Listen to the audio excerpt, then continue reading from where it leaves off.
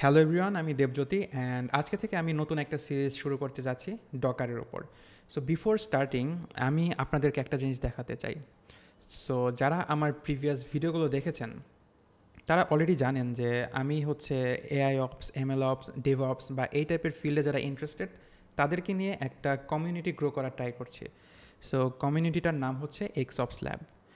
So আমার main goal হচ্ছে এমন একটা free and open source platform create করা যেখানে সবাই একসাথে শিখবো অ্যান্ড দেন সবাই মিলে একসাথে কয়েকটা ফ্রি ওপেন সোর্স প্রজেক্ট করব অ্যান্ড এক্সিস্টিং ওপেন সোর্স প্রজেক্টগুলোতেও কন্ট্রিবিউট করব। সো আপনাদের জার্নিটাকে আরেকটু স্মুথ অ্যান্ড স্ট্রাকচার্ড করার জন্য আমি একটা ওয়েবসাইট বানানোর ট্রাই করছিলাম। সো ওয়েবসাইটের লিঙ্কটা আমি ডেসক্রিপশনে দিয়ে দেবো, xopslab.org। সো এই লিঙ্কটা আমি ডেসক্রিপশনে দিয়ে দেবো অ্যান্ড এই ওয়েবসাইটটাও কমপ্লিটলি ওপেন সোর্স। সো যারা হচ্ছে নেক্সট জেএস অথবা রিয়াক্টের উপর যাদের এক্সপিরিয়েন্স রয়েছে তারা হচ্ছে এখান থেকে এই বিল্ড ট্যাবে গিয়ে কন্ট্রিবিউট নাও এই বাটনে ক্লিক করলেই গিটহাব রিপোর্টটা পেয়ে যাবেন। অ্যান্ড আমি হচ্ছে খুব শীঘ্রই গিট এবং গিটহাব নিয়েও ভিডিও বানানো শুরু করব অ্যান্ড একদম বেসিক থেকে শুরু করে কীভাবে একটা এক্সিস্টিং ওপেন সোর্স প্রজেক্টে কন্ট্রিবিউট করতে হয়, ফর্ক কী, ইস্যুস কী, কীভাবে পুল রিকোয়েস্ট করতে হয়, এইসব প্রত্যেকটা জিনিসের উপর ডিটেলসে ভিডিও বানানোর ট্রাই করব। সো দ্যাটস দ্য অ্যানাউন্সমেন্ট যেটা হচ্ছে আমি শুরুতে দিতে চাচ্ছিলাম। এখন আমরা আমাদের আজকের ভিডিওর মেইন টপিকে ফিরে আসি, সেটা হচ্ছে ডকার। এর আগে হচ্ছে আমি আরেকটা জিনিস দেখাই, সেটা হচ্ছে যে প্ল্যানিং। সো আজকের ভিডিওটা হচ্ছে ডকার কি, কেন শিখবো ডকার। সো এখানে আমি আপকামিং ডকারের উপর কী কী ভিডিওস হবে তার একটা মোটামুটি প্ল্যান করে রেখেছি। সো জিনিসগুলোর অর্ডারিং বা হচ্ছে টাইটেল বা হচ্ছে যে কোনো কিছু আসলে চেঞ্জ হতে পারে, বাট আমি একটা বেসিক একটা লিস্ট ক্রিয়েট করেছি। তো আজকে হচ্ছে প্রথম ভিডিও এবং অলরেডি আমি সেকেন্ড ভিডিওর উপরে কাজ করা শুরু করে দিয়েছি অ্যান্ড আমি মোটামুটি ডেডিকেটেড জায়গা আমি 1.5-2 মাসের মধ্যে আমি পুরা সিরিজটা শেষ করে ফেলা ট্রাই করবো। কজ একে তো হচ্ছে আমিও নিজেও ডকার অনেক আগে শিখেছিলাম, তো আমারও হচ্ছে জিনিসটাকে একটু রিভিশন দেওয়া দরকার, কারণ কয়েকটা পার্সোনাল প্রজেক্টে লাগছে অ্যান্ড সেই সাথে যদি আমি কয়েকটা কন্টেন্টও বানাই, so that would be also helpful for me and আপনাদের জন্য। কারণ আমি যখন নিজে ডকার শিখতে গিয়েছিলাম আমি যেটা খেয়াল করেছি যে ডকারের বাংলা কন্টেন্ট খুব একটা নাই, থাকলেও জিনিসগুলো হচ্ছে খুব একটা অর্গানাইজড না। So that's why I have try to make it a bit more organized. এজন্য হচ্ছে এরকম একটা প্ল্যাটফর্ম করা ট্রাই করছি অ্যান্ড অলসো কয়েকটা ভালো হাই কোয়ালিটির ভিডিও বানানো ট্রাই করবো। So that's my goal. So এজন্যই আসলে এত কিছু করা। So that's the whole thing, যেটা হচ্ছে শুরুতে আমি একটু বলে নিতে চাচ্ছিলাম। এখন আমরা আজকের মেইন কন্টেন্টে চলে আসি। সো ডকার কি। এখন কোনো একটা নতুন জিনিস শেখার আগে আমি পার্সোনালি যেটা করি যে আমি একটা জিনিস জিজ্ঞেস করি যে জিনিসটাকে আমরা কেন শিখবো, জিনিসটা আসলে এক্সিস্টিং কোন প্রবলেমটাকে সলভ করছে। সো এই প্রশ্নটা যখন আপনি করবেন তখন আপনি একে তো বুঝে যাবেন যে জিনিসটা কেন কী করা হয়েছে, প্লাস আপনার ওই জিনিসটার প্রতি একটা ইন্টারেস্টও চলে আসবে। সো এজন্যই এই ডকারের ক্ষেত্রেও আমি আপনাদেরকে শুরুতে এক্সপ্লেন করব যে ডকার আসলে আমাদের এক্সিস্টিং যে লাইফ সে লাইফের কোন টাইপের প্রবলেম সলভ করতে হেল্প করছে। সো এটা হচ্ছে আমি শুরুতে আপনাদেরকে বোঝানো ট্রাই করব। সো এর জন্য let's think about a scenario যেখানে এটা হচ্ছেন আপনি অ্যান্ড আপনি একটা কোম্পানিতে কাজ করেন, একটা টিমে কাজ করেন, আপনার টিমে বেশ কয়েকজন লোক রয়েছে অ্যান্ড আপনারা সবাই মিলে একটা অ্যাপ ডেভেলপ করছেন। So that's the basic idea.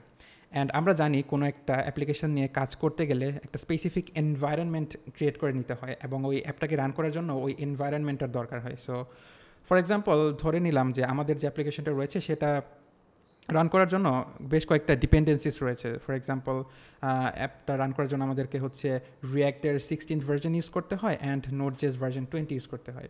Obviously real life সিনারিওতে একটা অ্যাপ্লিকেশন রান করতে একটা লম্বা লিস্ট অফ ডিপেন্ডেন্সিস থাকে আর অনেক কিছু থাকে একসাথে, বাট স্টিল সিম্পলিসিটির জন্য আমরা ধরে নিচ্ছি যে এখানে রিয়াক্ট অ্যান্ড নোড.জেএস ইউজ হচ্ছে।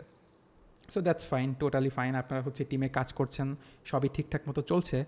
এখন যেটা হলো যে আপনাদের টিমে একটা নতুন এমপ্লয়ি আসলো এবং সেও আপনাদের সাথে একসাথে এই অ্যাপটার উপর কাজ করতে চায়। সো দ্যাটস দ্য থিং, একসাথে কাজ করতে চায়। এখন সে শুরুতে কিন্তু বেশ কয়েকটা প্রবলেম ফেস করবে।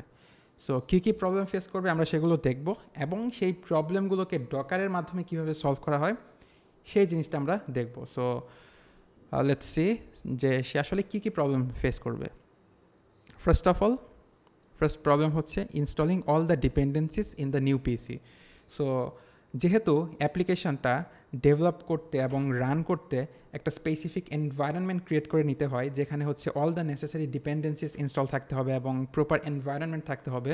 সো এজন্য আমাদের যে নতুন টিমমেট আসবে তার পিসিতেও কিন্তু যে ডিপেন্ডেন্সিসগুলো রয়েছে লাইক রিয়্যাক্ট, নোড.জেএস অ্যান্ড আদার যতগুলো ডিপেন্ডেন্সিস থাকবে সেগুলো কিন্তু ইনস্টল করে নিতে হবে। সো আমরা ধরে নিলাম ঠিক আছে আপনার টিমমেট হচ্ছে ধরে একে একে ম্যানুয়ালি সবগুলো হচ্ছে ডিপেন্ডেন্সিস ইনস্টল করলো। তো এখানে প্রবলেম কি? এখানে হচ্ছে দুইটা প্রবলেম হতে পারে। ফার্স্ট অফ অল, যেহেতু ইউজুয়ালি হচ্ছে অনেকগুলো ডিপেন্ডেন্সিস থাকে, সো একটা করে ধরে যদি ইনস্টল দিতে চাই তাহলে কিন্তু জিনিসটা খুবই টাইম কনজিউমিং এবং বেশ বিরক্তিকর। অ্যান্ড আরেকটা জিনিস যেটা হতে পারে সেটা হচ্ছে যে প্রচুর ভুল হওয়ার সম্ভাবনা থাকে, প্রচুর ইরর্স আসতে পারে, কারণ হচ্ছে যখন ম্যানুয়ালি ইনস্টল দিতে হয় তখন আসলে বেশ কিছু প্রবলেম ফেস করতেই হতে পারে, হুইচ ইজ খুবই নর্মাল আসলে। সো গেল দুইটা কেস, এবং ধরলাম যে টিমমেট ঠিক আছে সব কিছুই ঠিকঠাক মতো ইনস্টল দিয়েছে, রিয়্যাক্ট, নোড.জেএস একদম লেটেস্ট ভার্জন ইনস্টল দিয়েছে তার পিসিতে, এবং সে অ্যাপ ডেভেলপ করা স্টার্ট করলো, আপনাদের সাথে টিমে কাজ করা শুরু করলো। এখন সে আরেকটা প্রবলেম ফেস করা শুরু করলো, সেটা হচ্ছে যে some part of the application may rely on a specific version of the program or libraries. So এই যে আপনারা যে অ্যাপ্লিকেশনটা নিয়ে কাজ করছেন, এমনও তো হতে পারে যে অ্যাপ্লিকেশনটা অথবা অ্যাপ্লিকেশনের কোনো একটা স্পেসিফিক পার্ট, ফর এক্সাম্পল পেমেন্টের পার্ট বা কোনো একটা অন্য একটা স্পেসিফিক পার্ট কোনো একটা লাইব্রেরির স্পেসিফিক কোনো একটা ভার্জনের উপর ডিপেন্ডেন্ট। ফর এক্সাম্পল নোড.জেএস ভার্জন 20 ছাড়া ওই ফাংশনালিটিটা কাজই করবে না। সো আপনার টিমমেট তো হচ্ছে নোড.জেএসের লেটেস্ট ভার্জন 23টা ইনস্টল দিয়েছে। সো সেক্ষেত্রে এটা খুবই ইউজুয়াল যে তার পিসিতে সেই অ্যাপ্লিকেশনটা ঠিকমতো রান করবে না, ইরর শো করবে। সো এটা গেল আরেকটা প্রবলেম। অ্যান্ড থার্ড আরেকটা প্রবলেম যেটা হচ্ছে ফেস করতে পারে সেটা হচ্ছে যে may not run on different operating systems. So এমনও তো হতে পারে যে ফর এক্সাম্পল শুরুতে আপনারা কাজ করছিলেন হচ্ছে লিনাক্স মেশিনে, আপনারা লিনাক্স মেশিনে লিনাক্সের জন্য হচ্ছে অ্যাপ্লিকেশনটা ক্রিয়েট করছিলেন, বাট আপনার যে নতুন টিমমেট সে হচ্ছে ম্যাক ইউজার।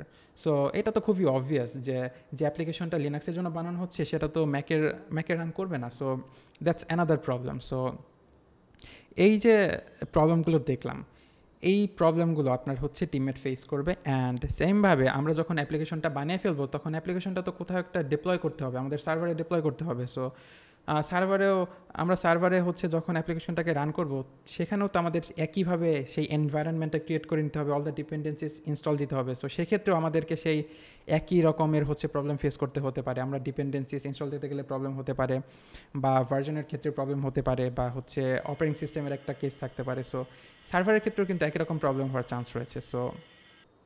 সো এই যে প্রবলেমগুলো, এগুলোকে সলভ করার জন্য আমরা হচ্ছে ডকার ইউজ করতে পারি। সো ডকার মেইনলি কী করে? ডকার কাইন্ড অফ, যারা হচ্ছে ভার্চুয়াল মেশিনের সাথে পরিচিত, ডকারের আইডিয়াটা kind of similar, but virtual machine এবং ডকারের মধ্যে প্রচুর ডিফারেন্স রয়েছে। সেগুলো আমরা সামনের কোনো একটা ভিডিওতে আলোচনা করব, বাট স্টিল আমরা হচ্ছে নিজেদের বোঝার সুবিধার্থে জিনিসটাকে এইভাবে চিন্তা করতে পারি যে আমাদের ধরেন আপনার পিসিতে অ্যাপ্লিকেশনটাকে রান করার জন্য একটা স্পেসিফিক এনভায়রনমেন্ট আপনি ক্রিয়েট করেছেন, সেখানে হচ্ছে আপনার যে অ্যাপ্লিকেশনের কোড সেটা রয়েছে, এবং আপনার যে অ্যাপ্লিকেশনটা রান করার জন্য যা যা দরকার সেগুলো ইনস্টল রয়েছে। তো আমরা এই দুইটা জিনিসকে নিয়ে একটা ছোট্ট কন্টেইনারের মতো বানাতে পারি, একটা ছোট্ট পিসির মতো। আপনার পিসির একটা ছোট ভার্জন, এই ভার্জনটাকে এমনভাবে, এই ছোট্ট জিনিসটাকে এমনভাবে তৈরি করা হবে যাতে এখানে জাস্ট আপনার অ্যাপ্লিকেশনটাই চলবে, এবং আপনার অ্যাপ্লিকেশনটা চলতে যা যা জিনিস থাকা দরকার, যে জিনিসপাতিগুলো ইনস্টল থাকা দরকার সবগুলোকে একসাথে বান্ডেল করে একটা ছোট্ট প্যাকেটের মতো বানানো হবে।